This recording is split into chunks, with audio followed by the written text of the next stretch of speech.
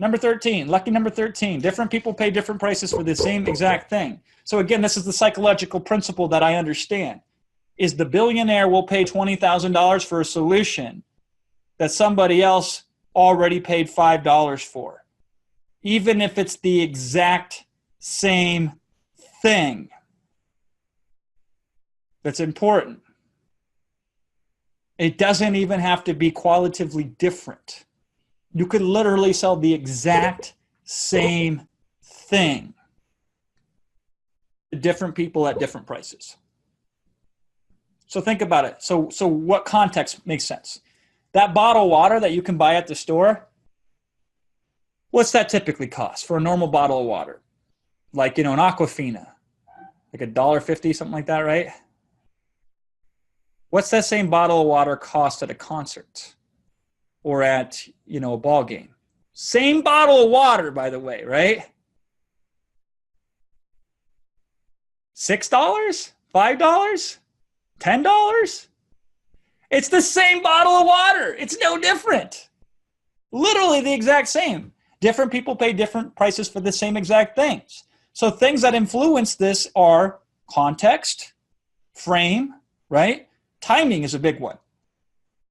People will pay more for something just to have an earlier access to it, even if it's the exact same thing. Yeah, I mean,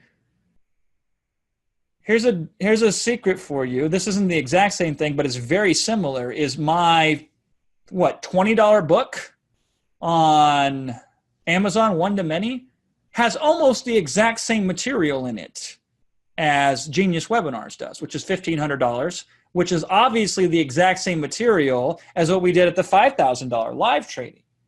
Now, that's not the exact same thing, of course, because live is different than recorded. Video is different than only in print, right? But the material is essentially the same type of thing, but the frame and the context that surrounds it is differently. But in many cases even, literally the exact same thing can be charged more for, just depending on the context. A billionaire will read the book. Yeah, I think we already had a billionaire to read that book. So different people pay different price for the same thing. So here's the purport of this. Price is not intrinsic.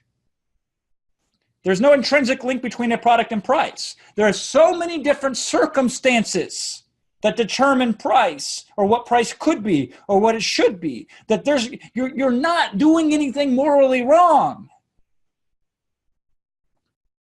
if you decide that you're going to price it based on this context and this situation, if the outcome is there, if the benefit is there, right? I'm not a huge fan of extortion, of course. I don't think you should intentionally starve people to death and then selling them really bad food at very expensive prices. That's stupid, right? So, a little common sense can go a long ways here. But the idea here is, if that billionaire is never going to pay attention to your solution, if you're never going to put it in front of him, if he's never going to reach it because it's free on YouTube and he's too busy and he's never going to look on YouTube, right? But if you put a $20,000 price tag and that stops him dead in his tracks because it stands out so much, and then he buys it, congratulations. You just sold the same exact thing to a different person at a different price, and you saved his life.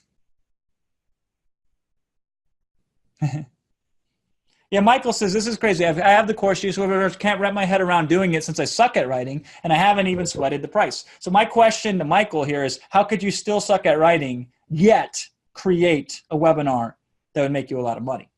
It's an interesting question. See, this is why I get paid the big bucks when I work with clients, right? So what I did was an agreement frame with him there. It's the same stuff I teach you to do, right? So he says, in Michael's mind, he has this link. I can't create webinars because I suck at writing. And no amount of instruction that I give him is going to change that in that course. No amount of technique will, right? So I either have to convince him that he can get better at writing and therefore make webinars, or I can bypass that issue and say, how can you still suck at writing but have a webinar get done? He says, damn, you're my therapist. Yeah, all marketing and consulting is pretty much therapy. It's disguised and it's more effective. People don't want to be happy. They want to be rich, but they don't necessarily want to be happy. So how could you suck at writing and still get the webinar done? Presupposes he can, which he can, by the way. He says, please tell me. Well, I can't tell you. You already know the answer. You know the answer. Are you ready to admit that you know the answer? Or do you still need time to pretend you don't know the answer? Yeah, you said, I'm afraid. Fear. That's not the question I asked you, though. The question I asked you is, are you ready to admit that you know the answer to this question, or would you be willing to wait a few weeks before you're going to admit it? That's the question I want you to answer. By the way, pay attention what I'm doing right here. There's a lot of psychology going on. You understand this, you will sell more because you can help people more. So it has nothing to do with your course. It has the state that you'll get somebody in before they purchase from you, right? So please answer the question, Michael. Doesn't take that long. You don't have to think about this. It's two different options. Are you ready to admit that you know the answer right now, or is it going to take a couple weeks before you will admit it? Tell me I'm going crazy. No, I'm not going to tell you that. What I'm asking you is, are you willing to admit you know the answer right now, or are you going to wait a couple weeks before willing to admit it? I'm okay with it either way. I just want to know if you're ready to admit that you know the answer now, or if you need a couple weeks before you can admit it. Okay, he says, okay, I know the answer. I know you know the answer, but are you willing to admit that you know the answer? That's the question I asked. That's the important question. I know you know the answer. So either type in, yes, I'm willing to admit, or no, I'm not willing to admit. So Krishna Das, the question was, he goes, I want to do webinars, but I suck at writing. And I said, how can you suck at writing still and yet create a webinar that will make you lots of money? Now, Michael says, I think yes. So do you think yes, or do you know yes? Think yes is not good enough for me. Okay, good. I know yes. So one of his answers is pay you to write. Now, that's nice, and I like that, right? That is certainly always an option. If you have a problem that can be solved by writing a check, do you really have a problem? It's a deep philosophical question and concern, right? And possibly is the case. But let's just assume you can't hire me. Now, you can, and any one of you here can, and most of you here should, by the way, but yeah, whatever. So you already know the answer. You're willing to admit you know the answer. So what is the answer? If you couldn't pay me, what is the answer? Move forward and just do it. Yeah, but that doesn't help. If I'm trying to be you for the day, Michael, if I want to step into your shoes, if I have to fill in for you temporarily because you're on vacation, and I have to do it the way Michael's going to do it, move forward and just do it isn't going to be good enough for me. Okay? How could you suck at writing and still create a webinar that makes you a lot of money? What's the answer? Because you know it. You admitted you know it, right? Move forward and do it how? How would you move forward and do it?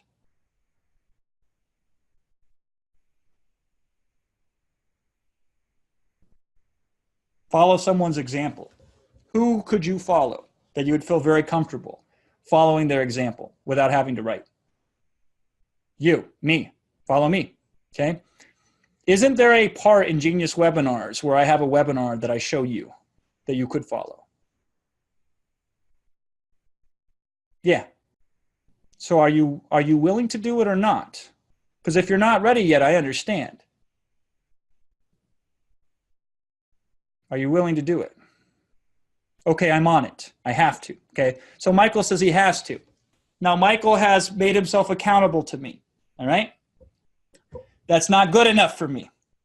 Michael, I want you to tell everybody on this call that you will do it. Not just for me. Say, I will do this for everyone on this call. I promise everyone on this call that I will create this webinar, even though I suck at writing. And even though I suck at writing, I will still create this webinar and it will be successful. Just say, I promise to everyone on this call. Okay, good. I will do this for everyone on this call. Excellent. Perfect. There you go. All right. Sorry, John, I got off topic again. If you missed this part of the trading, definitely watch the replay. All right. If you want to know how I can do how I did just what I did, buy Genius Webinars. Right? I break down exactly what I just did here. What I did here individually for Michael is what I do in mass on group webinars. Well, whether I sell or whether I'm doing training today, it's all the same thing. That technique is very powerful. I teach that technique in Genius webinars about how to overcome objections. First of all, you don't overcome objections. That's too hard, right? What did I do there? I didn't try to tell him how he could get better at writing, or I didn't tell him that it didn't matter. I agreed with him. He says, I suck at writing. I can't do webinars. I said, good. How could you still suck at writing and get a webinar done? I just agreed with him and then push forward, right? That's the agree frame. Different people pay different prices for the same thing. I understand that. It's the same principle. Somebody can say that's expensive. Yes, it is expensive, but you're still going to buy it. Okay, right? Because I understand that for that person, it's not the price, it's the situation that determines that result, right?